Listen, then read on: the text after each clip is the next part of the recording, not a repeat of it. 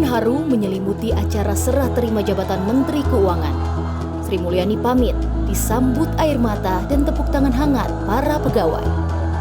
Kini, posisi Menteri Keuangan dijabat oleh Purbaya Yudi Sadewa.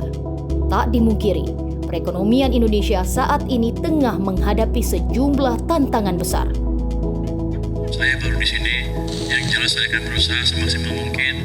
Nanti minta juga petunjuk Ibu Sri Mulyani supaya kebijakan fiskal kita bisa bagus dan ekonomi secara keseluruhan bisa tumbuh lebih baik lagi.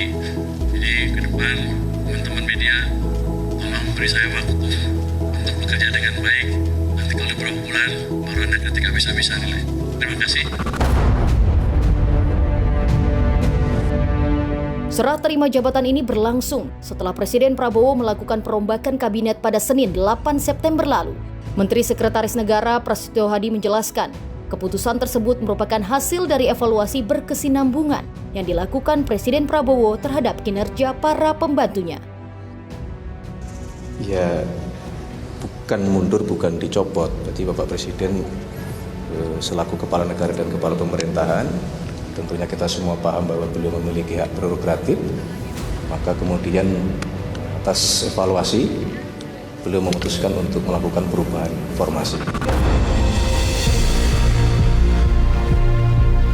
Setelah diumumkan, Presiden Prabowo langsung melantik 4 dari 6 menteri baru Kabinet Merah Putih, yakni Purbaya Yudi Sadewa sebagai Menteri Keuangan, Ferry Juliantono sebagai Menteri Koperasi, Muhtarudin sebagai Menteri Perlindungan Pekerja Migran Indonesia, serta Muhammad Irfan Yusuf sebagai Menteri Haji dan Umroh didampingi Dhanil Anzar Simanjuntak sebagai Wakil Menteri. 2 kursi lain yakni Menko Polhukam dan Menteri Pemuda dan Olahraga hingga kini masih menunggu pengumuman resmi Presiden. Sementara, untuk posisi Menko Polhukam, Presiden Prabowo menunjuk Menteri Pertahanan Syafri Samsudin sebagai Menko Polkam ad interim.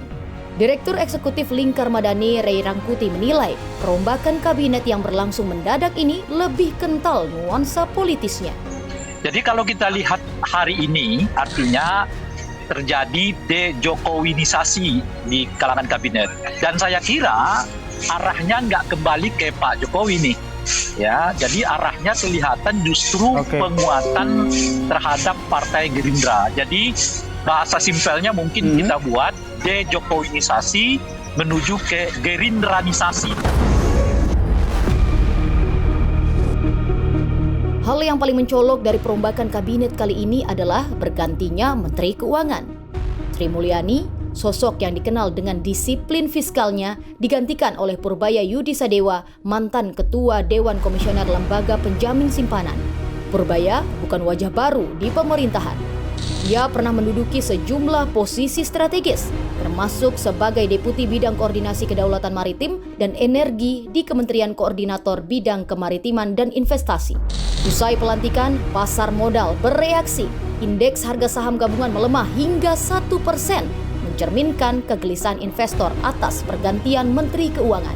Menjadi Menteri Keuangan bukan sekedar jabatan. Direktur Eksekutif Selios, Bima Yudhistira menilai, posisi Menteri Keuangan adalah taruhan besar bagi bangsa. Dari tangannya, kepercayaan investor dan citra Indonesia di mata dunia dipertaruhkan. Posisi Menteri Keuangan yang penuh resiko, posisi Menteri Keuangan yang ada blundernya, tapi bagaimanapun juga Menteri Keuangan ini sebenarnya RI2. Saya bisa bilang Menteri Keuangan adalah RI2. Dia harus dilindungi dan dijaga oleh Presiden dengan semua kekuatan. Karena ini reputasi dari investor, reputasi dari pelaku usaha, investor asing yang mau masuk, kredit rating juga atau pemeringkat utang, lembaga internasional mitra itu sekarang melihat ini gimana ya Indonesia ada rumah Menteri Keuangan itu dijarah. Namun, Purbaya menegaskan pelemahan itu hanya sementara. Ia optimistis kepercayaan investor akan kembali dalam 2 hingga 3 bulan ke depan. Pertumbuhan ekonomi secepatnya utamanya, tapi yang lain ngomong umum. Ya, beliau janji berapa? Waktu namanya 8. Dia bilang bisa nggak ya kita coba kejar ke sana. Sekarang kan dia bilang ekonomi agak melambat. Kita sudah pelajari kelemahannya, ke depan akan kita perbaiki. Jadi itu nggak terlalu sulit memperbaikinya. Ya Anda lihat nanti mungkin 2 bulan 3 bulan dari sekarang Indonesia cerah kelihatan lagi. Pengamat politik Adi Praitno menilai menteri yang diganti dalam reshuffle jilid 2 memang tak mendapat penilaian positif publik. Kini, publik menunggu apakah pergantian ini mampu memperbaiki kinerja pemerintahan? Ya, artinya menteri yang kemudian diganti ini kalau kita mau jujur adalah menteri yang sebenarnya tinggal nunggu waktu untuk melakukan pergantian. Karena dalam evaluasi publik ini kan resultantenya tidak positif, dia negatif, selalu mendapatkan sorotan. Soal ekspektasi publik tentang kemiskinan, soal ketenagakerjaan, itu memang harus segera ada solusinya, Audrey. Publik itu tidak terlampau peduli dengan faksionalisasi yang ada, tapi at the end secara prinsip adalah bahwa menteri yang baru itu harus mampu memberikan satu jaminan bahwa ketika dia ditunjuk dan kemudian menjadi menteri adalah sebagai sesuatu yang memang harus sesuai dengan ekspektasi. Pergantian selalu menyisakan haru, meninggalkan jejak dan membuka lembaran baru.